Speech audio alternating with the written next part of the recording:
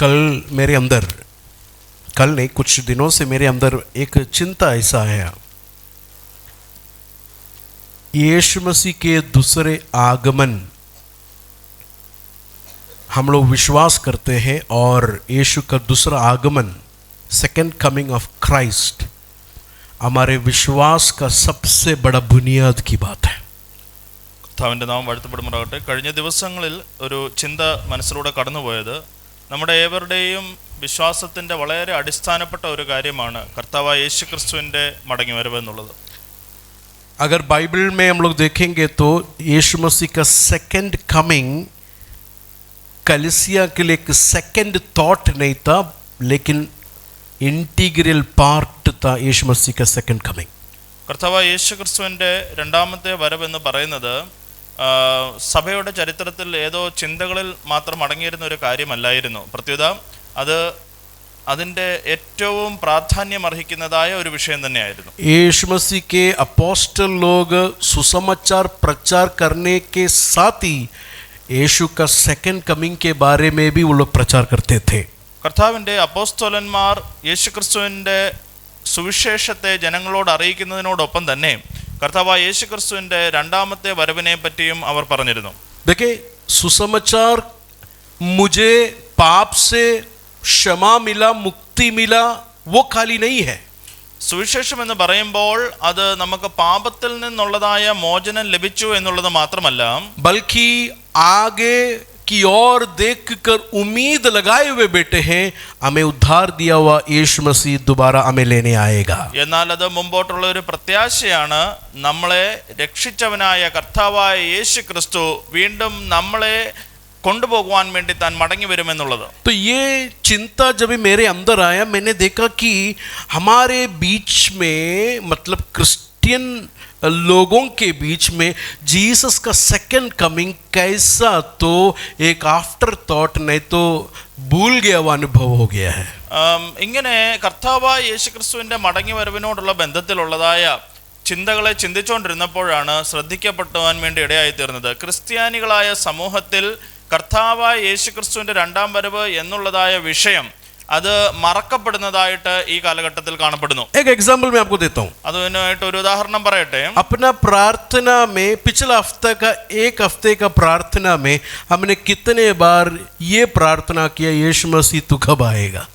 കഴിഞ്ഞ ഒരാഴ്ചയിലെ നമ്മുടെ പ്രാർത്ഥനകളിൽ കർത്താവായ യേശുവെ അവിടുന്ന് എപ്പോൾ മടങ്ങി വരുമെന്നുള്ളതായ ആ ഒരു വാഞ്ചയോടെ നമ്മൾ എത്ര പേർ പ്രാർത്ഥിച്ചു? नहीं तो हमारे हृदय में कब ऐसा एक सोच आया, Lord Jesus when are you coming? അല്ലെങ്കിൽ നമ്മുടെ ഹൃദയത്തിൽ എപ്പോഴാണ് ഇങ്ങനെ ഒരു ചിന്ത വന്നത്, കർത്താവായ യേശുവെ എപ്പോഴാണ് അവിടുന്ന് മടങ്ങി വരുന്നത്? Just think about it. അതിനെപ്പറ്റി നാം ഒന്ന് ആലോചിക്കേണ്ടിയിരിക്കുന്നു. हमने प्रार्थना की, यीशु मसीह मुझे छुड़ा दे, നമ്മൾ പ്രാർത്ഥിച്ചു, കർത്താവെ അവിടുന്ന് എന്നെ വിടുവിക്കണമേ, मुझे आशीष दे, എന്നെ അനുഗ്രഹിക്കണമേ. मैंने प्रार्थना की मेरी बेटी को चंगाई दे, ഞാൻ എൻ്റെ മകൾക്ക് വേണ്ടി പ്രാർത്ഥിച്ച് അവൾക്ക് സൗഖ്യം കൊടുക്കണമേ. कलीसिया के बहुत सारे लोगों के लिए भी मैंने ऐसा प्रार्थना किया. അങ്ങനെ തന്നെ ഈ ദൈവത്തിന്റെ സഭയിലെ അനേകർക്ക് വേണ്ടി ഞാൻ പ്രാർത്ഥിച്ചു. हमने यीशु को, वो यीशु के लिए, यीशु के सामने जाकर, यीशु मुझे ये दे, मुझे वो दे, मुझे ब्लेस किया इसलिए धन्यवाद, ये सब हमने प्रार्थना किया. അങ്ങനെ നമ്മൾ ദൈവത്തിന്റെ മുമ്പാകെ കടന്നു ചെന്ന്, ദൈവമേ എനിക്ക് ഇന്നത് തരണമേ, കർത്താവേ എനിക്ക് ഇന്നത് നൽകി തന്നതിന് നന്ദി എന്നൊക്കെ വളരെ വിഷയങ്ങൾ പ്രാർത്ഥിച്ചു. लेकिन तेस्सलोनिकी का कलीसियाओं में अगर हम देखेंगे तो तेस्सलोनियंस चैप्टर 4 वर्स 17 वर्सेस में इस तरह लिखा है, वो नहीं है मेरा वर्ड्स आज, लेकिन मैं बस शुरू में बता रहा हूँ. उसका 17 वाक्य का लास्ट पार्ट में इस तरह लिखा है, हम सदा प्रभु के साथ रहेंगे. 1 തെസ്സലോനിക്കർക്ക് എഴുതിയ ലേഖനം 4-ാം അധ്യായം അതിന്റെ 17-ാമത്തെ വാക്യത്തിൽ അതിന്റെ ഒരു ഭാഗത്ത് നാം ഇങ്ങനെ വായിക്കുന്നു, ഇങ്ങനെ നാം എപ്പോഴും കർത്താവിനോട് കൂടെ ഇരിക്കും. आज सुबह आए हुए लोगों के दिल में कितना ये आशा है, मुझे यीशु के साथ सदा वास करना है. ഇന്ന് പകൽ ഇവിടെ കടന്നു വന്നിരിക്കുന്ന എത്ര പേരുടെ ഉള്ളിൽ ഈ ആഗ്രഹമുണ്ട്, എനിക്ക് കർത്താവിനോട് കൂടെ എപ്പോഴും ഇരിക്കണം. यीशु हमें देता वो ब्लेसिंग चाहिए, वो नहीं मैं बोल रहा हूँ. അതായത് കർത്താവായ യേശുവിൽ നിന്ന് ഒരു അനുഗ്രഹം ലഭിക്കണം എന്നുള്ള പ്രാർത്ഥന, അതല്ല ഞാൻ പറയുന്നത്. इधर से जाना है या नहीं जाना है हमें? ഈ ലോകം വിട്ട് നമുക്ക് പോകേണ്ടതായിട്ടുണ്ടോ അതോ ഇല്ലയോ? हर साल हम लोग यूएई में बोलते हैं कि ये हमारा लास्ट साल है, इसके बाद जाएंगे. നമ്മൾ പലപ്പോഴും യുഎഇയിൽ എല്ലാ വർഷവും പറയാറുണ്ട് ഈ ദേശത്തുള്ള ഞങ്ങളുടെ അവസാനത്തെ വർഷമാണ്, ഇതിന് ശേഷം ഞങ്ങൾ മടങ്ങി പോകും. बोल बोल के 25 साल हो गए. അങ്ങനെ പറഞ്ഞ് 25 വർഷമായിട്ട് ഇവിടെ തന്നെ കഴിയുന്നു. बच्चे बड़े हो गए, കുഞ്ഞുങ്ങളൊക്കെ വലുതായിരിക്കുന്നു. लेकिन आज भी हम लोग बोल रहे हैं ये लास्ट है, अभी जाएंगे. എന്നാൽ ഇന്നും നമ്മൾ പറയുന്നത് ഈ വർഷമാണ് അവസാനത്തേത്, ഇത് കഴിഞ്ഞാൽ നാം മടങ്ങി പോകും. लेकिन सब लोग के बारे में नहीं, लेकिन ज्यादातर लोग ऐसा सोचते हैं. ഒരുപക്ഷെ എല്ലാവരും അല്ലെങ്കിലും ഏറെ അധികം ആൾക്കാർ അങ്ങനെ തന്നെ ചിന്തിക്കുന്നു. हमको यहाँ से नहीं जाना है क्या प्रियो? അങ്ങനെയാണെങ്കിൽ പ്രിയരെ നമുക്ക് ഇവിടം വിട്ടു പോകേണ്ടതായിട്ടുണ്ടോ ഇല്ലയോ? हम परदेसी हैं करके हमें समझ है क्या प्रियो? നമ്മൾ ഈ ലോകത്തിൽ പരദേശ പ്രയാണത്തിലാണെന്ന് നാം ഓർക്കുന്നുണ്ടോ ഇല്ലയോ? कुछ दिनों की मेहमान है कर आपको मालूम है ये बात? അല്ലെങ്കിൽ അല്പനാളത്തെ അതിഥികൾ മാത്രമാണ് നാം ഈ ലോകത്തിൽ എന്ന് നാം ഓർക്കുന്നു. यीशु ने मुझे आप लोग को इसके लिए उद्धार दिया ताकि हम उसके साथ हमेशा रहे. യേശു നമ്മളെ വീണ്ടെടുത്തത് എന്തിനെന്ന് ചോദിച്ചാൽ അവനോട് കൂടെ നാം എപ്പോഴും വസിക്കേണ്ടതിനത്രേ. लेकिन हमारे अंदर से कैसा तो ये थॉट निकल गया. എന്നാൽ എങ്ങനെയൊക്കെയോ നമ്മുടെ ഉള്ളിൽ നിന്ന് ഈ വിധമാകുന്ന ചിന്തകൾ മാറിയിരിക്കുന്നു. तो पास्टर क्या करना है हमें? അങ്ങനെയാണെങ്കിൽ പാസ്റ്ററെ ഞങ്ങൾ എന്താണ് ചെയ്യേണ്ടത്? मन फिरा कर लौट के आना है. നാം ചെയ്യേണ്ടത് മാനസാന്തരപ്പെട്ട് മടങ്ങിവരവ് നടത്തണമെന്നുള്ളതാണ്. मन फिरा कर लौट के आना है. നമ്മുടെ മനം തിരിഞ്ഞ് നമ്മിൽ ഒരു മടങ്ങിവരവ് ഉണ്ടാകണം. एंगेजमेंट हो गया, वह लड़की जिस लड़के के लिए उसके इंतजार में बैठा है, वो इंतजार अभी हमारे अंदर नहीं है, तो वी हैव टू रिपेंट. വിവാഹ നിശ്ചയം കഴിഞ്ഞ ഒരു യുവതി താൻ വിവാഹം കഴിക്കാൻ പോകുന്ന വ്യക്തിക്ക് വേണ്ടിയുള്ള കാത്തിരിപ്പിൽ നിന്ന് ഒരു വ്യതിയാനം അവൾക്കുണ്ടായെങ്കിൽ മനം തിരിഞ്ഞ് മടങ്ങി വരേണ്ട ആവശ്യമുണ്ട്. शुरू में बहुत उत्साह था, उसको कहा आप कब आएंगे मुझे लेने? അത് തുടക്കത്തിൽ അവൾ വളരെ ഉത്സാഹവതിയായി അവിടുന്ന് എന്നാണ് എന്നെ വേളി കഴിച്ച് കൊണ്ടുപോകാൻ വേണ്ടി വരുന്നതെന്ന് ആശിച്ചു. मैं आपके साथ जीना चाहती हूँ, അല്ലെങ്കിൽ എനിക്ക് അങ്ങയോടൊപ്പം വസിക്കണമെന്ന് ആഗ്രഹിച്ചു. लेकिन 3 महीने के बाद वो पूछना बंद हो गया. എന്നാൽ ഒരു 3 മാസങ്ങൾ ഇങ്ങനെ കഴിഞ്ഞപ്പോൾ ആ ഒരു ചോദ്യം നിലയ്ക്കുന്നു. 1 साल के बाद भूल ही गया ऐसा कोई है करके. അല്ലെങ്കിൽ ഒരു വർഷത്തിന് ശേഷം ഇങ്ങനെ ഒരാൾ ഉണ്ടായിരുന്നു എന്ന് പോലും മറന്നു പോകുന്നു. 2 साल के बाद जीना, उसके साथ जीने का ख्वाहिश भी चले गया. അങ്ങനെ വർഷങ്ങൾ കടന്നു പോയപ്പോൾ 2 വർഷമായപ്പോൾ ഇനി ആ വ്യക്തിയോടൊപ്പം വസിക്കണമെന്നുള്ളതായ ആഗ്രഹം തന്നെ ഇല്ലാതാകുന്നു. This is the picture of most of the people in the churches. ഇതാണ് ഇന്നത്തെ കാലഘട്ടത്തിൽ ദൈവസഭകളിൽ കടന്നു വരുന്ന അനേകരുടെയും ജീവിതത്തിന്റെ ചിത്രം. इसके लिए प्रचारों में सेकंड कमिंग के बारे में कम सुनते हैं. അതുകൊണ്ട് തന്നെയാണ് ഇന്നത്തെ പ്രസംഗങ്ങളിൽ കർത്താവായ യേശുക്രിസ്തുവിന്റെ രണ്ടാമത്തെ വരവിനെ പറ്റി വളരെ കുറച്ച് മാത്രം കേൾക്കുന്നത്. गीतों में सेकंड कमिंग के बारे में कम सुनते हैं. അല്ലെങ്കിൽ ക്രിസ്തീയ ഗാനങ്ങളിൽ ഈ മടങ്ങി വരവിനെ പറ്റി വളരെ കുറവ് കേൾക്കുന്നത്. आपस में मिलने के टाइम हम लोग मारा ना था करके नहीं बोलते हैं. അതുകൊണ്ടാണ് നമ്മൾ തമ്മിൽ കണ്ടുമുട്ടുമ്പോൾ നമ്മൾ മാറാനാഥ എന്ന് പറയാത്തത്. ओ लॉर्ड कम करके हम लोग नहीं बोलते हैं. അല്ലെങ്കിൽ കർത്താവേ വേഗം വരണമേ എന്ന് നമ്മൾ പറയാത്തത്. What is happening to the church? എന്താണ് ദൈവസഭകൾക്ക് സംഭവിച്ചുകൊണ്ടിരിക്കുന്നത്? What has happened to us? എന്താണ് നമ്മൾക്ക് സംഭവിച്ചുകൊണ്ടിരിക്കുന്നത്? 4 reason है. അതിന് 4 കാരണങ്ങളുണ്ട്. Number 1 reason, ഒന്നാമത്തെ കാരണം over emphasis of present life. ഇന്നത്തെ നമ്മുടെ ജീവിതത്തെ പറ്റിയുള്ളതായ അധികമായ ചിന്തകൾ. आज का विषय के बारे में ज्यादा प्रचार हो रहा है. അല്ലെങ്കിൽ പ്രസംഗങ്ങൾ പോലും ഇന്നത്തെ ജീവിതത്തിന്റെ ആവശ്യകതകൾക്ക് വേണ്ടിയുള്ളതാണ് കൂടുതൽ നടക്കുന്നത്. हमको कौन सा प्रचार अच्छा लगता है? നമുക്ക് എങ്ങനത്തെ പ്രസംഗം കേൾക്കുന്നതാണ് ഇഷ്ടം? अगर प्रचारक खड़ा होकर बोले ഒരു പ്രസംഗകൻ എഴുന്നേറ്റ് നിന്നുകൊണ്ട് ഇങ്ങനെ പറഞ്ഞാൽ तेरा विषय को आज जवाब है, നിന്റെ വിഷയത്തിന് ഇന്നൊരു വിടുതൽ ഉണ്ടെന്ന് പറഞ്ഞാൽ हमको अच्छा लगेगा. അത് കേൾക്കുമ്പോൾ നമുക്ക് വളരെയധികം ആനന്ദമുണ്ടാകും. क्योंकि हम लोग को बहुत विषय है. എന്തുകൊണ്ടെന്നാൽ നാം വിഷയങ്ങളിൽ കലങ്ങിയിരിക്കുകയാണ്.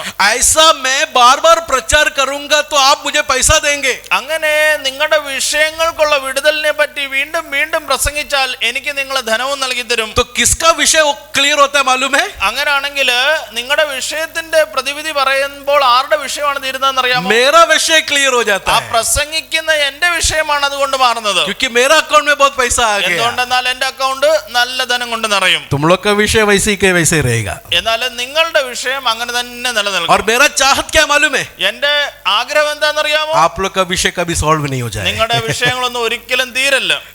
क्यों? എന്തുകൊണ്ട്? इंदिरा गांधी के जमाने में ഇന്ദിരാഗാന്ധിയുടെ കാലഘട്ടത്തില് वहां पर उसने एक नियम को रखा, താനൊരു നിയമം ഇങ്ങനെ ഉണ്ടാക്കി, सारे गरीबों को जो है उनकी गरीबी को हटाना है, എല്ലാ ദരിദ്രരുടെയും ആ ദാരിദ്ര്യത്തെ മാറ്റണം. उसके लिए कुछ स्कीम्स को लेके आया. അതിന് ചില സ്കീംസ് കൊണ്ടുവന്നു. तो कैबिनेट में उनका एक मिनिस्टर ने उनसे कहा, അങ്ങനെ ആയിരുന്നപ്പോൾ തന്റെ ക്യാബിനറ്റ് മിനിസ്റ്റർമാരിൽ ഒരാൾ ഇങ്ങനെ പറഞ്ഞു, देखिए मैडम जी, अगर सबका गरीबी आप हटाएंगे तो फिर आपको कौन वोट देगा? മാഡം, നിങ്ങൾ എല്ലാവരുടെയും ദാരിദ്ര്യത്തെ തുടച്ചു നീക്കിയാൽ പിന്നെ നിങ്ങൾക്ക് ആരെന്തിനു വോട്ട് തരും? आपको वोट इसके लिए मिल रहा है क्योंकि वो लोग गरीब है. അവര് ദരിദ്രരായതുകൊണ്ടാണ് നിങ്ങൾക്ക് വോട്ട് ഒരു പ്രതീക്ഷയോടെ തരുന്നത്.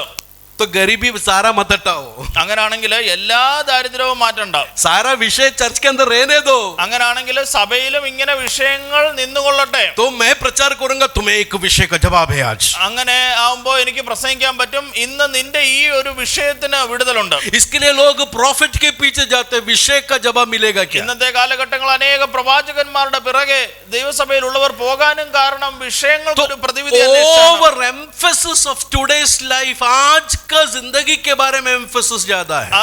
ഇന്നത്തെ കാലഘട്ടത്തിൽ അധികമായ പ്രാധാന്യം കൊടുക്കുന്നത് ദൈനംദിന ജീവിതത്തിന്റെ പ്രശ്നങ്ങൾക്കാണ്.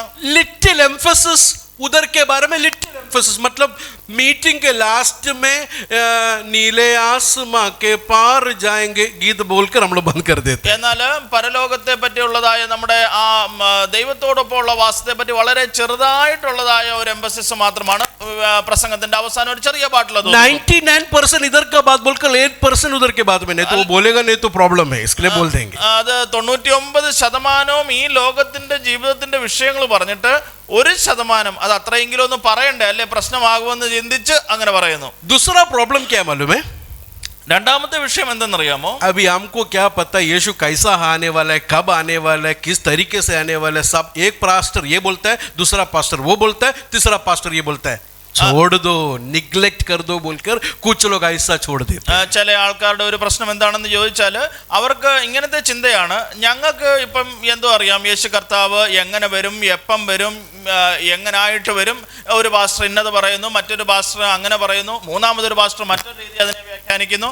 എന്നാൽ എന്തെങ്കിലുമൊക്കെ ആയി പോട്ടെ അങ്ങ് ചിന്തിച്ച് നമ്മൾ അതിനെ ഇഗ്നോർ ചെയ്യുന്നു. കൺഫ്യൂഷൻസ് ആനെ വാലെ ബാത് മേ, അല്ലെങ്കിൽ വരുവാനുള്ളതായ സംഭവങ്ങളെ പറ്റി താൻ വളരെയധികം കൺഫ്യൂസ്ഡ് ആയിരിക്കുന്നു. इसके लिए निग्लेक्ट कर देते हैं. അതുകൊണ്ട് തന്നെ ആ ഒരു വിഷയത്തെ അവരങ്ങ് മറന്നു പോകുന്നു. बहुत सारे लोगों जो बाइबल पढ़ने के वक्त जूड तक ही पढ़ते हैं, रेवलेशन जोड़ देते हैं.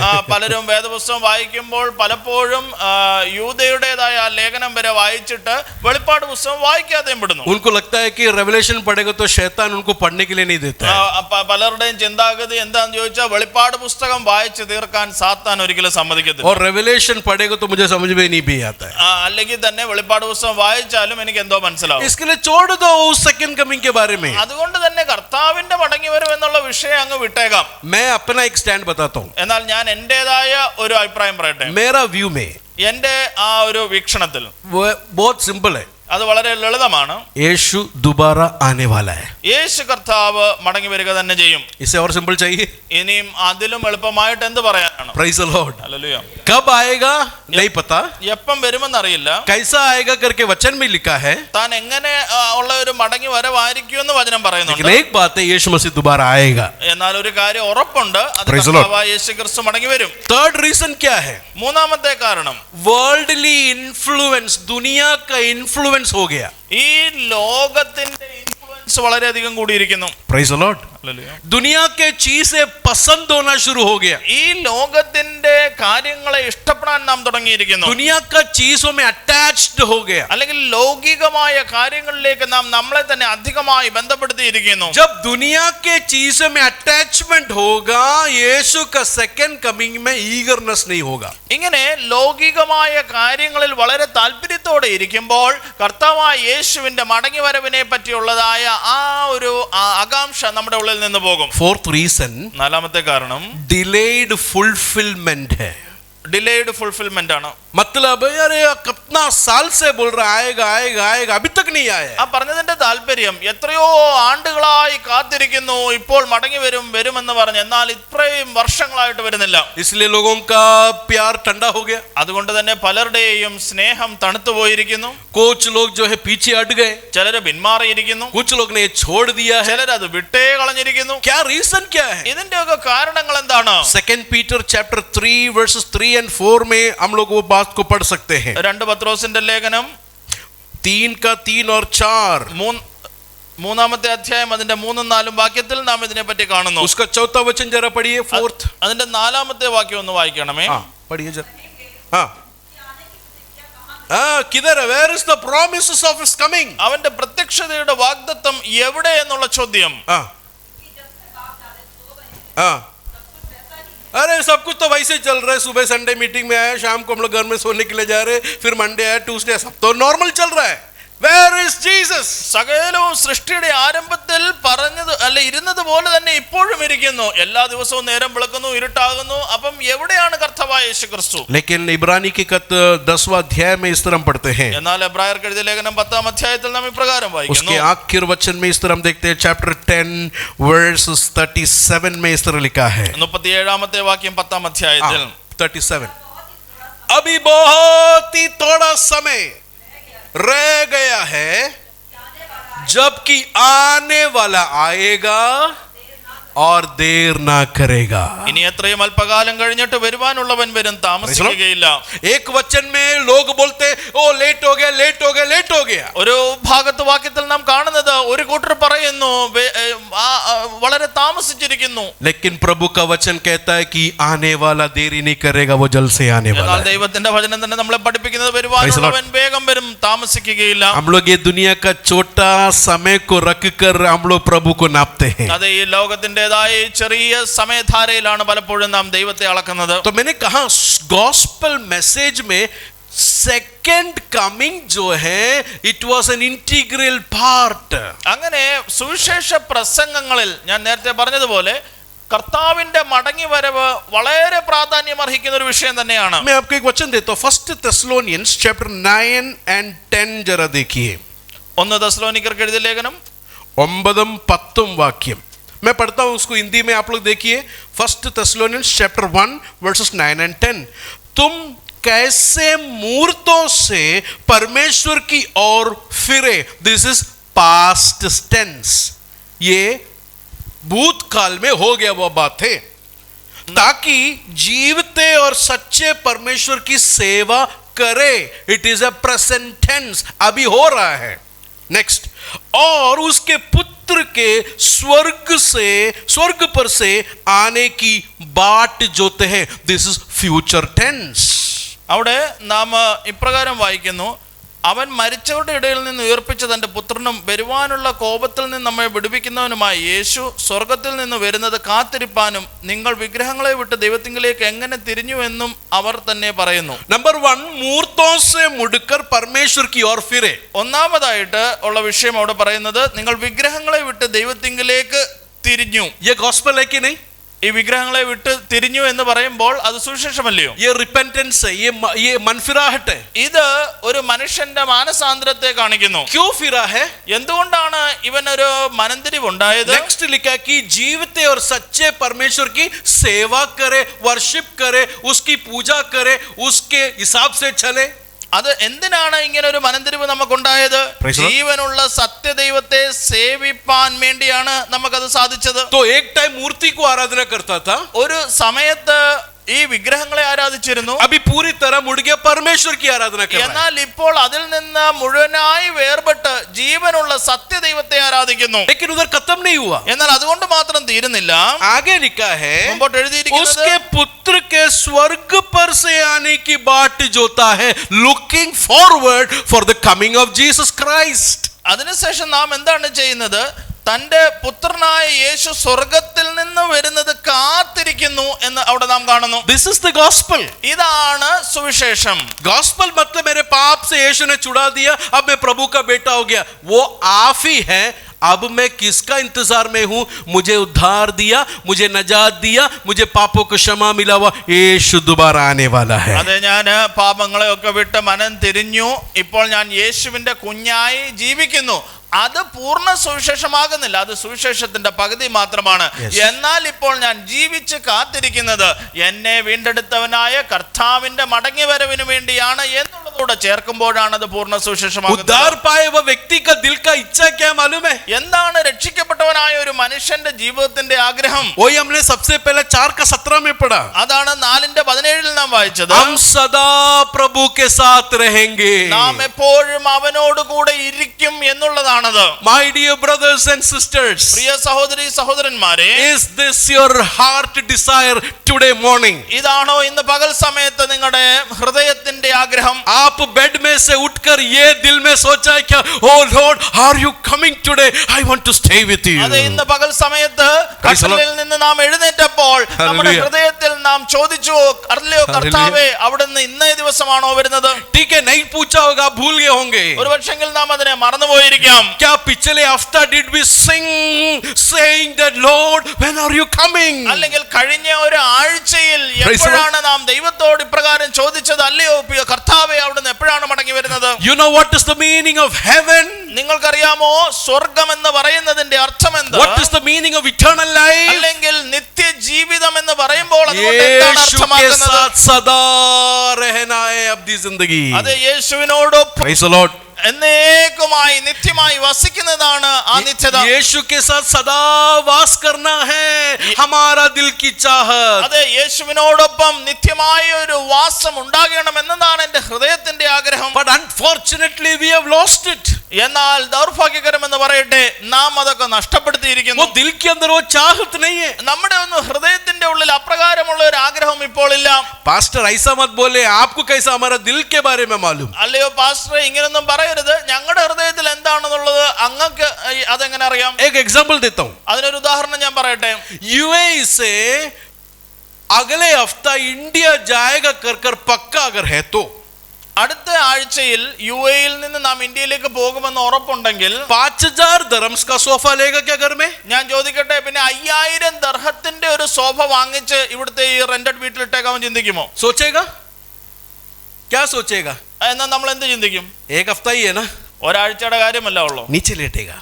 തറയിലാണെങ്കിലും കിടക്കാം. सोचेगा क्या नहीं? അങ്ങനെ നാം ചിന്തിക്കുകയോ ഇല്ലയോ? Why?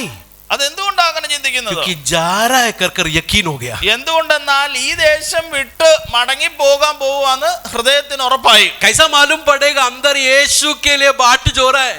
നാം യേശുവിന് വേണ്ടിയുള്ള ഒരു കാത്തിരിപ്പിന് വേണ്ടിയാണോ കാത്തിരിപ്പിലൂടെയാണോ ജീവിക്കുന്നത് എങ്ങനെ മനസ്സിലാക്കാം? हमारा डिसीजंस उस हिसाब से हम लोग लेंगे. കാരണം അത് നമ്മുടെ നിർണയങ്ങൾ പിന്നെ അതിൻ പ്രകാരമായിരിക്കും. हमारा डीलिंग्स उस प्रकार होगा. നമുക്ക് മറ്റുള്ളവരോടുള്ളതായ ഡീലിങ്സ് അത് അപ്രകാരമായിരിക്കും. हम लोग क्रय विक्रय उस प्रकार करेंगे, इटर्नल फोकस्ड होके करेंगे. നമ്മുടെ ക്രയവിക്രയങ്ങളൊക്കെയും അത് നിത്യതയെ ആസ്പദമാക്കിയുള്ളതായിരിക്കും. हमारा टाइम वो फोकस होकर हम लोग करेंगे. നമ്മുടെയൊക്കെയും സമയങ്ങളെ ആ നിത്യതയെ പറ്റിയുള്ള ഫോക്കസിലായിരിക്കും നാം हमारा ചെയ്യുന്നത്. बातचीत वो फोकस होके होंगे. നമ്മുടെ സംസാരങ്ങളൊക്കെ ആ നിത്യത ഫോക്കസ് ചെയ്തുകൊണ്ടായിരിക്കും. इधर से 10 12 15 साल के बाद इंडिया जाने वाला आदमी का दिल के अंदर क्या है कर आपको मालूम है? ഈ യുഎഇ വിട്ടിട്ട് 15 വർഷത്തിന് ശേഷം ഇന്ത്യ മടങ്ങി പോകണമെന്നുള്ളതിന്റെ ചിന്ത എന്താണെന്ന് അറിയാമോ? वो उसको इधर कुछ भी देगा तो भी वो बोलेगा दिस इज नथिंग. അവന് ഇവിടെ എന്ത് കൊടുക്കാമെന്ന് പറഞ്ഞാലും അവന് പറയും ഇതൊന്നും ഒന്നുമല്ല. उसको अपना घर जाना है. അവന്റെ വീട്ടിൽ പോകണം.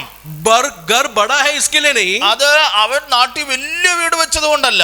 घर इसलिए है क्योंकि उसका प्यारे लोग घर में है. ആ വീട് എന്നുള്ള ചിന്ത വരാൻ കാരണം അവന് സന്തോഷവും ഇഷ്ടവുമുള്ളവർ ആ ഭവനത്തിലുള്ളത് കൊണ്ടാണ്. समझ में आ रहा है आप लोगों को? പറയുന്നത് മനസ്സിലാവുന്നു. आस्पेटोस वाला घर रहेगा, ഒരു പക്ഷെങ്കിൽ ആസ്മെറ്റോസ് മേഞ്ഞ വീടായിരിക്കാം. मोसेक वाला घर रहेगा, അല്ലെങ്കിൽ മൊസൈക്ക് ഇട്ട ഒരു വീടായിരിക്കാം. 1 बेडरूम ही होगा, അല്ലെങ്കിൽ 1 ബെഡ്റൂം മാത്രമായിരിക്കും. ये घर के वजह से जाना है ये नहीं उसका चाहत. അവന്റെ ഇങ്ങനത്തെ ഒരു വീടാണ് എനിക്ക് എന്നുള്ളത് കൊണ്ടല്ല താൻ പോകുന്നത്. स्वर्ग में हो मुझे दुख नहीं है, मुझे आंसू नहीं है, मुझे बीपी नहीं है, मुझे शुगर नहीं है, इसके लिए नहीं स्वर्ग जाने की चाहत. അതെ, സ്വർഗത്തിലേക്ക് പോകണമെന്നുള്ളതായ ഒരു ആഗ്രഹം സ്വർഗത്തിൽ ചെന്ന് കഴിഞ്ഞാൽ പിന്നെ കണ്ണുനീരില്ല, ദുഃഖമില്ല, BP രോഗങ്ങളൊന്നുമില്ല എന്നുള്ളത് കൊണ്ടല്ല. कर्ज नहीं होगा, मुझे टेंशन नहीं होगा, टेंशन फ्री है, इसके लिए नहीं है घर. അല്ലെങ്കിൽ ഇനി സ്വർഗത്തിൽ എനിക്ക് കടമൊന്നും ഉണ്ടായിരിക്കത്തില്ല, ടെൻഷൻ ഇല്ലാത്തൊരു ജീവിതമായിരിക്കും എന്നുള്ളത് കൊണ്ടല്ല. स्वर्ग इसके लिए है क्योंकि स्वर्ग में हमें प्रेम कर अपना जीवन को दिया हुआ मेरा प्रिय यीशु है, इसके लिए स्वर्ग में मैं जाना चाहता हूँ. സ്വർഗത്തിൽ ഞാൻ പോകുവാൻ ആഗ്രഹിക്കുന്നത് എന്നെ വീണ്ടെടുപ്പാൻ വേണ്ടി തന്റെ ജീവനെ കൊടുത്തവനായ രക്ഷകനായ ക്രിസ്തു അവിടെ വാഴുന്നത് അത്രയും. Heaven is heaven because our beloved Lord is there. സ്വർഗം സ്വർഗമായിരിക്കുന്നത് നാം പ്രിയം വെച്ചിരിക്കുന്ന കർത്താവ് അവിടെ ഉള്ളത് കൊണ്ട് അത്രയും. ओ मुझ जैसे पापी को अपना जीवन दिया हुआ यीशु उस जगह पर है. I want to meet him. ये होना चाहिए हमारा burning desire. അതെ, എന്നെ പോലുള്ളവരായ ഒരു പാപിയെ വീണ്ടെടുത്തവനായ യേശു അവിടെ ഉണ്ട്. ആ യേശുവിനെ എനിക്ക് കാണണം എന്നുള്ളതായിരിക്കണം നമ്മുടെ മനസ്സിന്റെ ആഗ്രഹം. ओ यीशु के सामने इधर का क्या बड़ी बात है, मुझे बोलिए. ഞാൻ ചോദിക്കട്ടെ, ആ യേശുവിനെ വെച്ച് നോക്കുമ്പോൾ ഈ ലോകത്തിൽ എന്തുണ്ടല്ലോ ഒരു വലിയ കാര്യം? इधर का धन दौलत क्या बड़ी बात है? അല്ലെങ്കിൽ ഈ ലോകത്തിന്റെ ധനവും മാനവും അത് എന്തിരിക്കുന്നതിൽ? इधर फेमस होना क्या बड़ी बात है? അല്ലെങ്കിൽ ഇവിടെ നാം പ്രസിദ്ധരായി തീരുന്നത് കൊണ്ട് എന്താണ് പ്രയോജനം? यीशु का दर्शन अंदर आएगा तो चीजें कूड़ा लगेगा में. അതെ, യേശുവിനെ പറ്റിയുള്ളതായ വെളിപ്പാട് നമ്മുടെ ഉള്ളിൽ ഉണ്ടായാൽ പിന്നെ ഈ ലോകത്തിലുള്ളത് ചപ്പും ചവറുമെന്ന് നാം എണ്ണും. आप लोग इंडिया जाने के वक्त നാം ഇന്ത്യയിലേക്ക് മടങ്ങി പോകുമ്പോൾ एयरपोर्ट से उतर के എയർപോർട്ടിൽ നിന്ന് ഇറങ്ങി टैक्सी में बैठा है. ടാക്സിയിൽ ഇരിക്കുന്നു. जाने के वक्त बड़ा सा घर देखा. അങ്ങനെ പോകുവാൻ വേണ്ടി പോയിക്കൊണ്ടിരിക്കുമ്പോൾ വലിയൊരു വീട് കണ്ടു. क्या पैसा बोलेंगे? നിങ്ങൾ ഇങ്ങനെ പറയുവോ, ये घर हमें अच्छा लगा, ഈ വീട് എനിക്ക് ഇഷ്ടപ്പെട്ടു, चलो हम लोग इधर ही रहेंगे. അങ്ങനെയാണെങ്കിൽ ഇഷ്ടപ്പെട്ട ഈ വീട്ടിലങ്ങ് ഇറങ്ങി താമസിച്ചേക്കാം. जो दिखा वो घर में नहीं जाएंगे. നമ്മൾ കണ്ട വീടുകളിലൊന്നും പോകുകയല്ല. हमारा घर छोटा है तो भी उधर ही जाएंगे. എന്നാൽ ചെറിയൊരു ഭവനമെങ്കിലും സ്വഭവനത്തിൽ മാത്രമേ നാം പോകുന്നത്.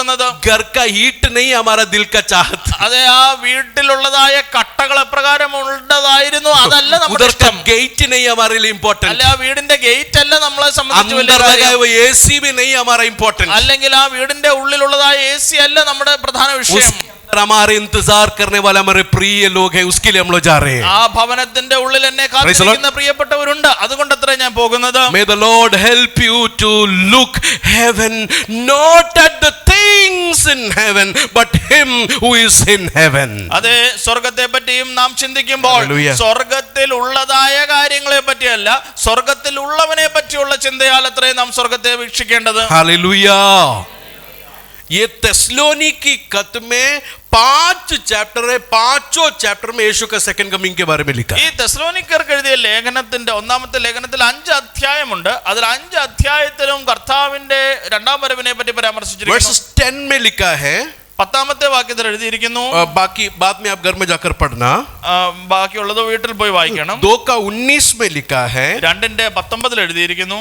3 का 13 में लिखा है, 3ന്റെ 13 എഴുതിയിരിക്കുന്നു. चैप्टर 4 का 14 and 15 में लिखा है, 4ാം അധ്യായത്തിന്റെ 14ഉം 15ഉം വാക്യത്തിൽ എഴുതിയിരിക്കുന്നു. और 5 का दूसरा वचन में लिखा है. 5ാം അധ്യായം 2ാം വാക്യത്തിൽ എഴുതിയിരിക്കുന്നു. See how important it is. അങ്ങനെയാണെങ്കിൽ ഇത് എത്രയോ പ്രാധാന്യം അർഹിക്കുന്ന ഒരു വിഷയമാണ്. और एक बार मैं बोलता हूँ, 1 Thessalonians chapter 1 verses 10, 2 19, 3 13, 4 14 and 5 verses 2.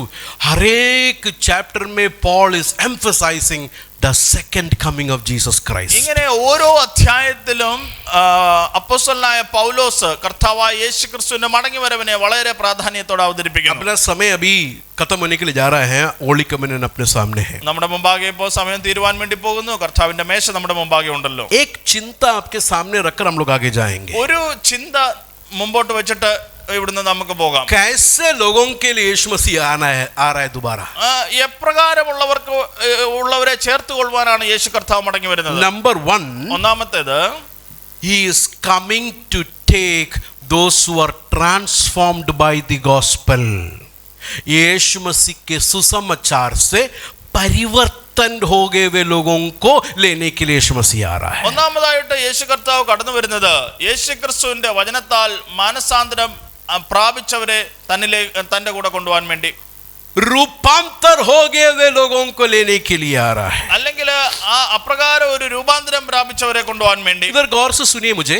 വളരെ ശ്രദ്ധയോടെ കേൾക്കണമേ. चर्च में आने वाले सारे जाएंगे क्या? ഒരു ദൈവസഭയിൽ കടന്നു വരുന്ന എല്ലാവർക്കും യേശുക്രിസ്തുവിന്റെ മടങ്ങിവരവിൽ പോകുവാൻ സാധിക്കുമോ? सबका छोड़ो, हम जाएंगे क्या? अपन जाएंगे क्या? എല്ലാവരെയും വിട്ട് കളയുക. സ്വയമായിട്ട് നമ്മൾ പോകുമോ? Praise the Lord. चर्च में आने वाले सारे स्वर्ग जाएंगे कर मैं विश्वास नहीं करता हूँ.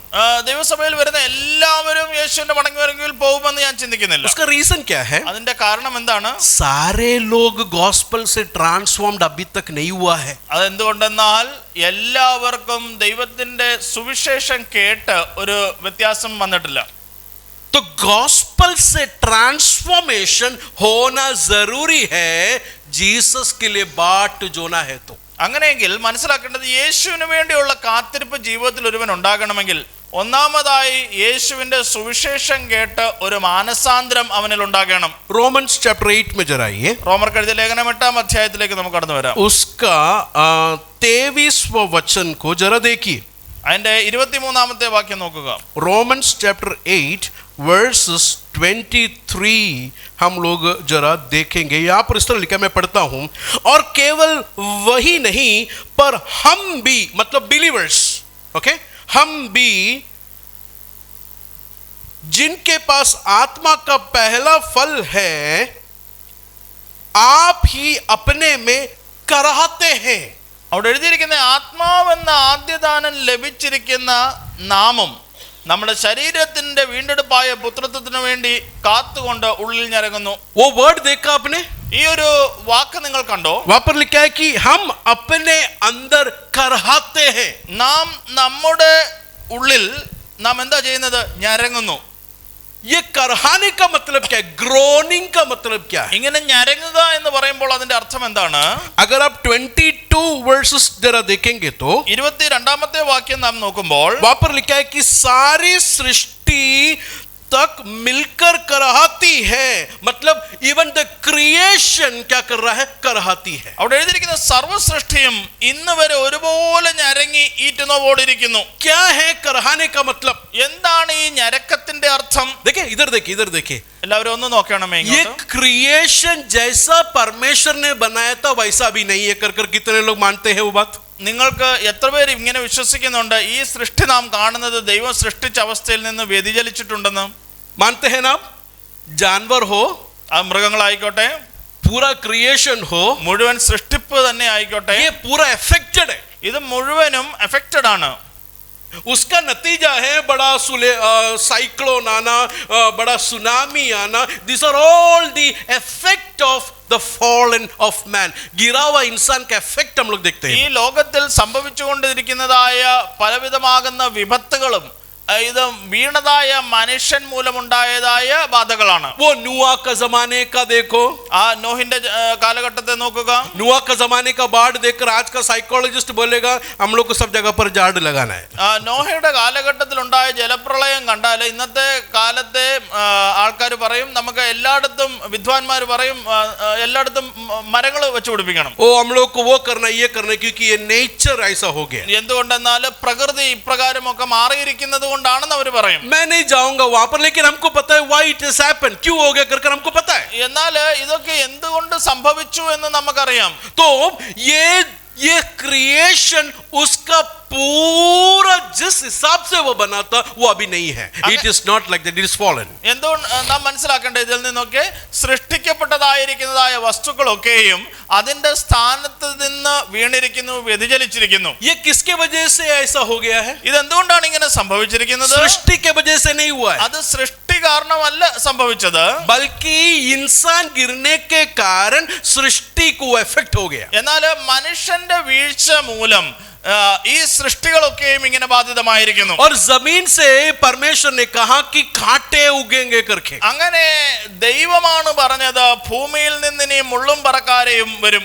रोज का फ्लावर होगा, റോസ ചെടി കാണും, लेकिन आप ऐसे नहीं पकड़ पाएंगे. ആ റോസാ ചെടിയിൽ പുഷ്പം ഉണ്ടെങ്കിലും ആ ചെടിയെ ഇങ്ങനെ പിടിക്കാൻ സാധിക്കത്തില്ല. रीजन क्या है? എന്താണ് കാരണം? उसमें कांटे होंगे. അതിൽ മുള്ളുകളുമുണ്ട്.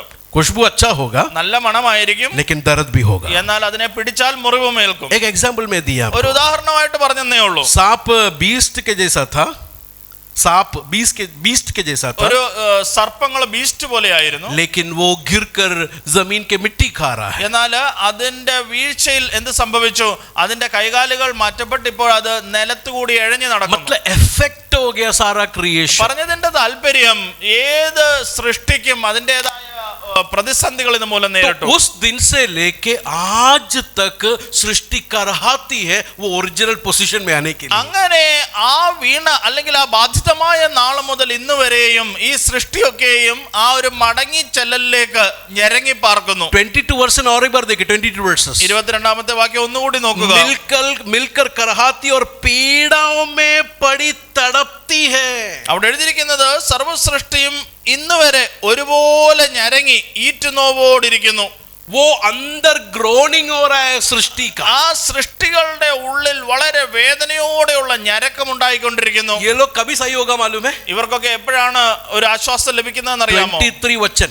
അത് 23ാമത്തെ വാക്യത്തിൽ जो गुनाह किया हुआ इंसान को ग्लोरीफाइड स्टेटस मिलने के बाद सृष्टि को परमेश्वर नया करने वाला है. അതായത് പാപം ചെയ്ത് വീണിരിക്കുന്നതായ മനുഷ്യന് ഈ അവസ്ഥ മാറി മഹത്വത്തിന്റെ അവസ്ഥ കടന്നു വരുമ്പോൾ ഈ സൃഷ്ടികളുടെ ഞരക്കത്തിന് ഒരു അവസാനം ഉണ്ടാകും. समझ में आ रहा है आप लोगों को? तो सृष्टि के जैसा आत्मा का पहला फल मिला हुआ लोगों के अंदर भी यही कराहना है. क्या है? क्या कराहते हैं वो लोग? അപ്പൊ നോക്കുക, ഈ സൃഷ്ടികൾ ഞരങ്ങിക്കൊണ്ടിരിക്കുന്നത് പോലെ തന്നെ ആത്മാവെന്ന ആദ്യദാനം ലഭിച്ചിരിക്കുന്നവരുടെ ഉള്ളിലും ഒരു ഞരക്കമുണ്ട്. हमारे अंदर किस बात के लिए कराहते हम? എന്നാൽ നമ്മുടെ ഉള്ളിലെ ഞരക്കം അത് എന്തിനു വേണ്ടിയാണ്? प्रभु जी और एक साल मेरे अरबाब से बात कर वही कंपनी में विसा लगा दे. കർത്താവേ, ഒരു വർഷം കൊണ്ട് എന്റെ അർബാബിനോട് സംസാരിച്ച് അതേ കമ്പനിയിൽ എനിക്ക് വിസ അടിച്ചു തരണമേ. हमारे बच्चे का एक बच्चे का फीस कम करवा दे. അല്ലെങ്കിൽ എന്റെ ഒരു കൊച്ചിന്റെ ഫീസ് ഒന്ന് കുറച്ച് തരണമേ. हालेलुया. क्या हो गया? ये बातों को लेकर ज्यादातर कराहते हैं. ഇപ്രകാരമുള്ളതായ വിഷയങ്ങൾ എടുത്ത് വെച്ചാണ് അധികമായി നാം ഞരങ്ങുന്നത് പലപ്പോഴും. लेकिन सच में आत्मा का पहला फल मिला हुआ व्यक्ति के अंदर किस बात का कराहना है? എന്നാൽ ആത്മാവെന്ന ആദ്യദാനം ലഭിച്ചവന്റെ ഉള്ളിലെ യഥാർത്ഥ ഞരക്കം അത് എപ്രകാരമുള്ളതായിരിക്കണം? देह का छुटकारा के लिए. അതെ, ഈ ദേഹത്തിന്റെ വീണ്ടെടുപ്പിനായി ഉള്ളതായ ഒരു हम ഞരക്കമായിരിക്കണം. लोग लेपालक होने के लिए. अडॉप्शन. നാമും അഡോപ്റ്റഡ് അവസ്ഥയിലേക്ക് മാറ്റപ്പെടേണ്ടതിന് हम लोग परमेश्वर के लेपालक बेटे होने के लिए हमारे अंदर कराहना है. അതെ, ദൈവത്തിന്റെ ദത്തുപുത്രന്മാരായിരിക്കാനുള്ളതായ ഒരു ഞരക്കം നമ്മുടെ ഉള്ളിൽ ഉണ്ടാകണം. अभी हम लोग परमेश्वर के बेटे बेटियां हैं. ഇപ്പം നാം ദൈവത്തിന്റെ മകനും മകളുമാണ്. लेकिन यीशु जब भी प्रकट होगा, എന്നാൽ യേശു പ്രത്യക്ഷപ്പെടുമ്പോൾ वो लेपालक बेटा का स्टेटस वो कंप्लीट होने वाला है. അതെ, അന്ന് ഈ ദത്ത് എടുക്കപ്പെട്ടതായ പുത്രന്മാർ എന്ന അവസ്ഥയ്ക്ക് ഒരു പൂർണ്ണത വരും. उसके लिए हम लोग अंदर कराहते हैं. അതുകൊണ്ട് അതിനുവേണ്ടിയാണ് നാം നമ്മുടെ ഉള്ളിൽ ഞരങ്ങിക്കൊണ്ടിരിക്കുന്നത്. मुझे गलत नहीं लेना. നമ്മളെ എന്നെ തെറ്റിദ്ധരിക്കരുതേ. जब भी हम लोग बीमार आएंगे हम लोग कराहते हैं, प्रभु जी छुटकारा दे. അതെ, പലപ്പോഴും രോഗങ്ങൾ വരുമ്പോൾ നാം ഞരങ്ങാറുണ്ട്, ദൈവമേ അവിടുന്ന് ഒരു സൗഖ്യം जब തരണമേ. सर के ऊपर टेंशन आते हैं तो परमेश्वर हटा देकर हम लोग कराहते हैं. പലപ്പോഴും തലയ്ക്ക് മീതെ ടെൻഷനുകൾ വരുമ്പോൾ ദൈവമേ ഇത് മാറ്റിത്തരണമെന്ന് നാം ഞരങ്ങാറുണ്ട്. आगे आगे के जीवन को समझकर कभी कभी हम लोग कराहते हैं. I do that. മുമ്പോട്ടുള്ള ജീവിതത്തെ പറ്റി നനയ്ക്കുമ്പോൾ ചിലപ്പോൾ നമ്മളുടെ ഉള്ളിൽ ഒരു ഞരക്കമുറ ഉണ്ടാകാറുണ്ട്. लेकिन 8 का 18 देखिए क्या लिखा है? എന്നാൽ റോമർക്കെഴുതിയ ലേഖനം 8-ാം വാക്യം क्योंकि നോക്കണം. मैं समझता हूँ എന്തുകൊണ്ടെന്നാൽ ഞാൻ മനസ്സിലാക്കുന്നു कि इस समय के दुख और क्लेश उस महिमा के सामने जो हम पर प्रकट होने वाली है कुछ भी नहीं. അതെ, ഈ സമയത്തിൽ ഉള്ളതായ കഷ്ടം നമ്മൾ വെളിപ്പെടുവാനുള്ള മഹിമ ഓർത്താൽ ഏതുമില്ല. क्या सोचना चाहिए?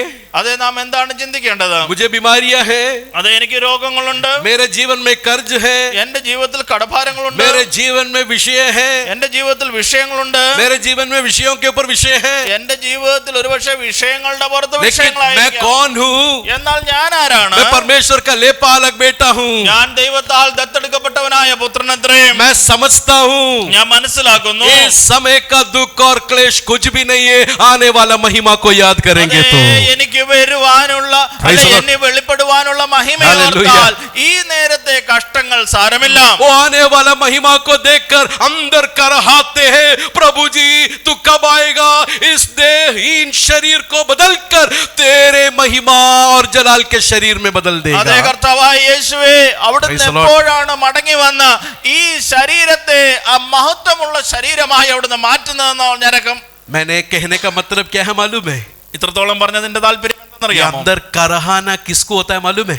ഈ ഉള്ളിലെ ഞരക്കം അത് ആർക്കാണ് ഉണ്ടാകുന്നതെന്ന് അറിയാമോ? जिसके अंदर यीशु का जीवन है. യേശുവിന്റെ ജീവൻ ഏവന്റെ ഉള്ളിലുണ്ടോ അവനിലെ ഈ ഞരക്കം ഉണ്ടാവുകയുള്ളൂ. मरा हुआ आदमी का पल्स पकड़ते क्यों है? എന്തുകൊണ്ടാണ് മരിച്ചോ ഇല്ലയോ എന്ന് നോക്കുവാൻ വേണ്ടി ഒരു മനുഷ്യന്റെ പൾസ് നോക്കുന്നത്? अंदर जीवन नहीं है. അവന് പൾസ് ഇല്ലെങ്കിൽ അതിന്റെ അർത്ഥം അവന്റെ ഉള്ളിൽ ജീവനില്ല എന്നുള്ളതാണ്. सुसमाचार से अंदर जीवन मिला हुआ लोग. അങ്ങനെയെങ്കിൽ ഈ സുവിശേഷത്താൽ ഉള്ളിൽ ജീവൻ പ്രാപിച്ചവർ, परिस्थिति कितना भी आजू बाजू में आएगी तो നിങ്ങളുടെ ചുറ്റും എന്ത് തന്നെ പരിസ്ഥിതിയായിരുന്നു, अंदर का करहाना क्या मालूम है? നിങ്ങളുടെ ഉള്ളിലെ ഞരക്കങ്ങൾ എന്തായിരിക്കണമെന്നറിയാം? Lord, when are you coming? ഓ കർത്താവേ, അവിടുന്ന് മടങ്ങി വരുന്നില്ലയോ? When are you coming to make me like you? കർത്താവേ, അവിടുത്തെയോട് സദൃശനാകുവാൻ തക്കവണ്ണം, അവിടുന്ന് എന്നെ മാറ്റുവാൻ തക്കവണ്ണം എപ്പോ മടങ്ങി വരും? वो दर्शन आज सुबह हमारे अंदर आने दो. പ്രകാരമുള്ളതായ ഒരു ദർശനം നമ്മുടെ ഉള്ളിൽ ഉണ്ടായിരിക്കണം. यीशु का सेकंड कमिंग हमारे प्रार्थना में दोबारा आने दो. യേശുവിന്റെ മടങ്ങി വരവെന്ന വിഷയം നമ്മുടെ പ്രാർത്ഥനകളിൽ ഈ ദിനങ്ങളിൽ വെളിപ്പെടട്ടെ. दुनिया का अटैचमेंट से हम लोग बाहर आ जाए. ഈ ലോകമാകുന്നതായ ആ ലോകത്തോടുള്ളതായ നമ്മുടെ താല്പര്യം കുറയട്ടെ. अट्रैक्शंस से बाहर आ जाए. ഈ ലോകത്തിന്റെ ആകർഷണീയതകളിൽ നിന്ന് നാം പുറത്തു വരട്ടെ. ये दुनिया और दुनिया की चीजें मिट जाएगी. ഈ ലോകവും അതിന്റെ മോഹങ്ങളും ഒഴിഞ്ഞു പോകും. लेकिन प्रभु की मर्जी जो करेगा वो अनंत जीवन എന്നാൽ तक रहेगा. ദൈവേഷ്ടം ചെയ്യുന്നവനോ എന്നേക്കും നിലനിൽക്കും. अपनी आंखों को बंद നമ്മുടെ करेंगे. കണ്ണുകളെ നമുക്ക് അടയ്ക്കാം. Shall we pray? നമുക്കൊരു നിമിഷം പ്രാർത്ഥിക്കാം. प्रार्थना करेंगे. Hallelujah, hallelujah.